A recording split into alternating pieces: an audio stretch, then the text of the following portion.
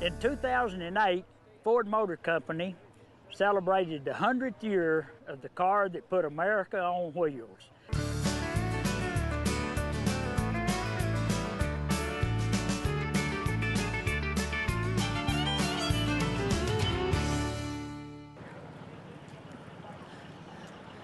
Hello, I'm Farmer Jones. Hello, Farmer Jones. I'm Denny Irvin with the Houston Space City Tea Club. Very nice to know you, Denny. What in the world is a Texas Tea Party? That is a tour organized by the Space City Teas. We invite Model T Fords from all over the United States to join us on a tour. We're here in Texas for the 100th anniversary of the Ford Model T. Are all of these cars original? Do you drive them daily or weekly or? Oh, these cars are original and we're driving them on the tour. They're maybe not museum pieces, but we get out on the road. We're doing 100 miles a day with them, seeing the sights and breaking down often. What kind of maximum speeds do you get, Denny? Well, with the tour, we average about 30. Top speed on these downhills around 40. Around 40 miles an hour. Well, when you break down, do you have trouble getting parts for them? No, sir. There's manufacturers all over that remanufacture these parts. There was 15 million of these vehicles made, and there's still 250,000 of them left. So there's 250,000 of the T's left. Yes, sir. So this is a fun hobby for a lot of people. It's a passion. Denny, tell us when the club was organized and a little bit more about the club itself. The Space Cities started in 1978. We do one tour per year, but it's turned into a 5-day event. Okay. And we put on 100 miles a day. This year we'll probably do over 300 miles or so. Yeah. And a lot of stops along the way, museums and shows like this. A lot of repair. I noticed, I think I noticed baling wire in the bed of the truck. Yes, sir. And if you'll look right here, my top is being hung down right now. I stripped out a bolt from all the vibration, and that's good old John Deere baling wire. John Deere baling wire. There's no replacement. Substitute for that. No substitute for the baling wire. Well, you guys, you said it was a 5-state club. Do you tour all 5 states, whatever you're touring? No, we have 6 states joining us, but the Houston Club is just 91 families in the Houston area. We have 110 chapters or clubs in cities around the United States. Okay. You mentioned that there was still a lot of these cars out there. If we wanted to go get started on one of these cars, where do we buy it? Did you buy your first one, inherited, or? Yeah, I'll tell you what, if you're interested in Fords, you can go to the Hemmings site on the web and go to www.hemmings.com, and you can look up any car club that you want there, but the Model T Fords are represented there. Is there someone we might talk to get more history on the T itself? Oh, I have the master of history here at this meet. All right. I suggest you go talk to Russ Grimm, who is the president of the National Model T Ford Club, and he's right over there. That's great. Thank you very much, Dean. We appreciate it. Russ? Right, that's me. That's you? That's me. I understand that you might be the historian of the Model Ts. Well, I probably don't know near as much as a lot of other people, but I am Russ Grimm. I'm the president of the Model T Ford Club of America. We have about 8,000 members, about 100 and plus chapters around the United States and overseas, Australia, New Zealand. We're nationwide and around the world. So, well, the Model T, you have to think of the Model T. Why T? Ford's first Model A came out in 1903. And he made B's and C's and D's and whatever. On some, he made hundreds of cars, others maybe just 6 or 8, and then they'd jump up to another letter. Is that the reason we don't see any of the C's and B's and D's, Russ? That's right. There's none left. That's right. Some of them were big 6-cylinder heavy cars that some of his stockholders wanted him to make. Wouldn't sell at the price, so he bought out the stockholders and it became Ford Motor Company 100%. Well, they kept building, and they got up to the N's and R's and S's did pretty good, and he finally said, you know, let's cut all this out. Let's just make Model Ts. So they designed the Model T. used some of the parts from the R's and such, but basically they made the Model T. And that first one came out on October 1st, officially, they say, in 1908. Well, even in those days, they dated the car a year before it came out. So like today, you go down, it's already next year's cars in the showroom. In 1908, the first Model T was in 1909. And the first 2,500 were a little different from all the rest, but they got it down and they started making Model Ts. And they made Model Ts. And there was more Model Ts made as a marquee or model than any other car until late in the 60s, and Volkswagen Bugs down in Mexico finally made 16 million. And but they kept making Model Ts, and every year they'd make some changes, and you've probably seen some around here, the old ones, brass. Well, brass was easy to stamp out, and then later on they could come out with steel, and then towards the end to fancy them up, they even came up and nickel-plated the steel to make them a little fancier. And about the early 20s, probably 55, 65, some people say 70% of all the cars in the world were Model Ts. My goodness. And they kept on making them. Well, about 1923, 24, Henry's son Etzel said, "You know, Dad, this car's getting a little old. We need to update it some." Henry said, "No way. We're going to make Model Ts forever." Well, 1925 came around, and lo and behold, when the figures all came in from 1925, that gum Chevrolet had sold more Chevrolets than Ford had sold Model Ts. Uh-oh. So now the pressure was on Henry to do something different and change it. Well, finally, in 1926, Henry made up his mind that, yeah, we've got to do something. He put his engineers to work, and in May 27th of 1927, the production line for the Model T shut down, and they started retooling for that new car that's going to revolutionize the Ford Motor Company with a H pattern shift, all everything. And it's such a change to the Model T, we're going to start relettering it. We're going to call it the Model A. But back to the Model T, by the time that production stopped, they had made 15,007,033 Model Ts. Well, we talked about all these different types of Model Ts. Need to go meet Willie and let him tell you about all the different body styles and things that are different on Model Ts. Thank you very much. We appreciate you being on Ag Lifestyle. Well, thank you. Willie, Russ tells me that you know all about the Model Ts. I'm Farmer Jones. I'm Willie Cordes. I'm with Space City Tees out of Houston, Texas, and no, I'm not really a full authority, but I do know some about the cars. I see you have us a book in your hand there that might help us out some. Yes, I do. We have something we call the Model T Bible. It's written by Bruce McCulley, the Model T Ford it's called. It is a very, very good detailed book on all the models that Ford Motor Company built. That's great. Now, tell us, kind of get with us from the very beginning and tell us, kind of bring us up. In the very beginning, Ford did not build Model T. He started on the alphabet. He started off on Model A, and he went through 8 models. He built Model A, he built Model B, C, F, K, N, R, and S. And after S, he decided he would build the ultimate car, which was the Model T. And that's what we're representing here today. Okay, good. What models did he build in the T? What body styles? Now, body styles, there we go. It was mostly open cars in the beginning, because remember, this was the transition from the buggy. So people were not used to closed cars with glass, so almost all the models were open. He did build a coupe, which is very rare. I have personally only seen one of the coupes of the early vintage. And then there were some town cars, which were mostly used as taxi cabs. Well, this is your car, is that right? This is my car. This was marketed as a 4-passenger coupe. They would have to be quite small because the seating is very crowded, but it's called a coupe. You told me Ford built the chassis, but the body was an aftermarket builder? That is correct. The body was built by the Deluxe Coupe Body Company out of St. Louis, Missouri.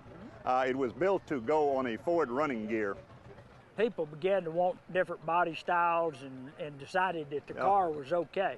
They were more comfortable with the glass already at that point. At first, they were just deathly afraid of glass in the car and thinking it would probably cut in an accident, very, very badly cut him. Could be dangerous to them. It wasn't like that horse and buggy. Yes, it was. Pretty basic car. No accessories really for the cars? In 1919, Ford offered one very important accessory. It was called a starter and electric light system generator, where you did no longer have to hand crank them, but it was only offered on the closed cars. It was optional on the open cars, so you had to pay extra if you wanted it on an open car. I see. I know we have a lot of background noise. I'm sure some of these cars are running. Do they have exhaust systems and everything that today's car pretty much have as far as the motor and transmissions? They're very similar to today's cars. I mean, you have an exhaust system, a muffler and all that on there to quieten them down, because they'd be quite loud if you did not have that on there. None of the pollution devices were on there, but they do get fairly good mileage, probably something approaching 20 miles to the gallon. Did they run off of today's fuels? The fuel in the Model T day did not have lead in it. Lead was introduced in later years for the V8 engines, so Model T was made to run without the lead. Did it run on kerosene or gasoline? Once it was warm, you could run it on kerosene, and then I understand some folks would run it on the drip gas. I've heard of that all my life. But yeah, the fuel, I understand, in the beginning was not very good at all, and they had to sometimes take the cylinder heads off and scrape carbon and stuff out because the bad fuel would cause a buildup. Did Ford offer any special, really outstanding models back then, or? There was a few models. There was something called the Coupelet that was a quite fancy coupe. It looked very attractive, and it was one of the fancier models. And of course, the town cars were built, but they were still mostly designed to be chauffeur-driven. So they were for the people, the rich people then. The rich people in the city, and in the rural area, Ford made what I call a farmer special. Even after the starter was introduced, I mean, it was sold as a hand crank model, no electrical system. The lights would work on an internal magneto, so there was no batteries or anything in there. You hand cranked it, and when you'd come to a curve and slow down, the headlights would also dim, so you couldn't see good. Sam Mangrum, I understand you're my driving instructor Well, today. I'm gonna try. You think you can teach Farmer Jones how to drive? I bet. Good I deal. bet we can do it. Well, I've seen a lot of these cars. Don't have a clue. I know there's secrets to starting them and all kinds of things. Yes, so yes. Well, tell me about it. all right. Well, I tell you where I like to start. I like to start on stopping it. Oh, stop it. If you ever get to going and don't know how to stop, well, then you're in trouble. That's a good and I've idea. seen that happen. Okay, now, you're driving along and you're going to stop. Well, that left pedal is not a clutch like a lot of people think it is. All the way down is low gear. Halfway is neutral, all the way out is high gear. Now, sometimes people panic. They'll hit this right pedal, which is brake. They hit that left pedal as clutch, and that clutch will override the brake, and you just keep going. We got low gear then. Yeah, so just remember, push it halfway down or pull the lever halfway up. Either one will get a neutral. Then you can hit that brake and stop. I can done tell we're in trouble then. Yeah. Now, you got another alternative. If the brake quits on you, that center pedal is reversed, and you can just push that reverse pedal, and that'll stop it. Either one of them works good on stopping. Okay, now we're started. I can already tell I'm in trouble, Sam. All right, pull that lever all the way back like it is. The brake, is that a brake over there? Well, we call it a lever. A lever. Pull the lever it does back. several things. Okay. So you turn, the key is in here, you turn it to the left, that's on battery now, and lever on the left right here is the spark. It goes all the way up. This is your gas. You pull it down about like that far. Then you get your foot on this button down here. That's the starter. Pull out on the choke and go to start. And when it fires, we'll let off on that. and then pull down on the left lever and adjust the gas. Now you got it running. All right, now we've got it started, and we're gonna go. We're gonna push that lever up about 2 to 3 inches, anywhere along there, fine. And then now what do we do? What are we doing? We went into a neutral. Into a neutral. Yes. Okay. All right. So now you're gonna give it a little more gas. Push that left pedal all the way down, and that's low gear. Push hard on it, give it gas. Now you're in low, and you start going. And when that happens, push that lever then all the way down forward. And that give us more speed? No, it hasn't done anything yet. It just let us do something next. Next, we're gonna let off on the gas, let that pedal all the way out. Now we're in high gear. Now we're gonna give it more gas. Now if you hadn't pulled that lever all the way down, it wouldn't have went into high. You couldn't in neutral. It just stayed neutral. Okay. So, all right. Now you're going, and well, how many hands and feet do you have to drive this? You move around, you know, kind of like on a dance floor. You move around. Yeah. Now, would you trust me driving your car now with the instructions you're giving me? With me sitting right here. Sam, thank you very much, sir. Mr. Mangan, it's been a pleasure. Robert, this is absolutely exceptional. How did you get started in the Model T? I started this about 15 years ago. Had to repaint it and put all the equipment on it. And then later I bought a 1925 chemical hose truck and renovated that, restored it. Then I have a 1919 pumper on with a rotary pump. Those are all T's? They're all Model T's. All Model T? They're on Model T ton truck chassis, yes sir. Did they build something special about this vehicle being not this one here. Not this one? No, but this right to here and the chassis is different in that the ton truck has a much heavier capacity. But the engine and the transmission are the same for the ton trucks and all the Model Ts you see here. Yes, sir. I see you have a lot of equipment here also that goes with this particular era, in the T era. Do you want to explain some of that to us, perhaps? Well, one item we have here, this is called a pompier ladder. It's pompier is French for firefighter. Okay, and these were made so you carried a series of them, and you could go up through the windows, climb up, and you go up and go up to another window, and all the way up to the top.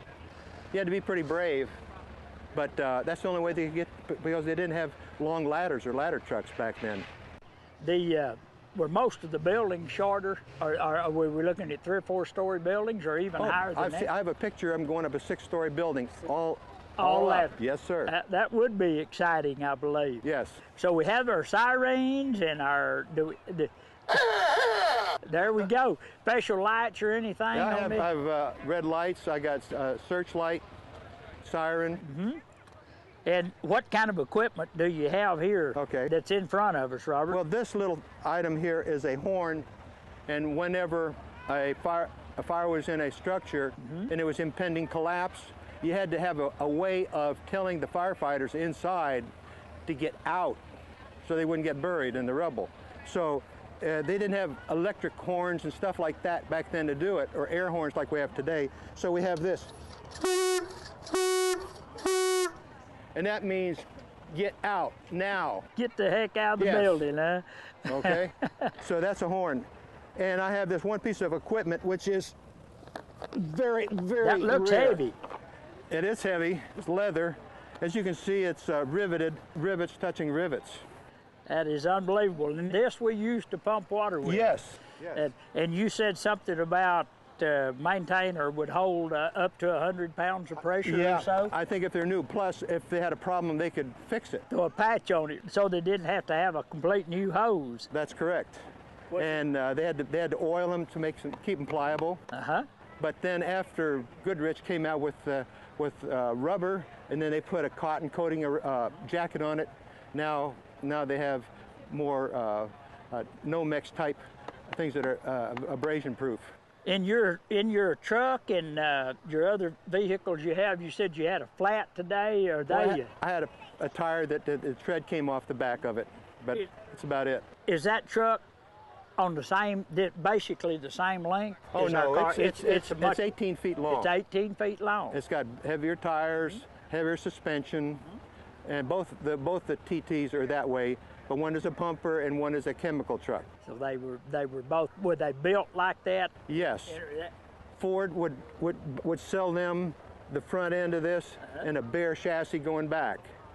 You go to a fire body shop and they would take and drop it down on the frame, bolt it, and you had a fire engine. Is there anything else in particular that is of interest to you that we might need to know? For their lights, they had to use kerosene lanterns, and they had a big bail on them so you could hold a hose and still have the lantern down. And they had different ones for different signals and traffic control. So that was their lighting. We didn't have. That's it. And no fire hydrants. No. No fire hydrants. What did we do about water? Well, the cities back there, the towns, would build and put a hollowed out log, and wrap them with tar, and they would run it up to a cistern.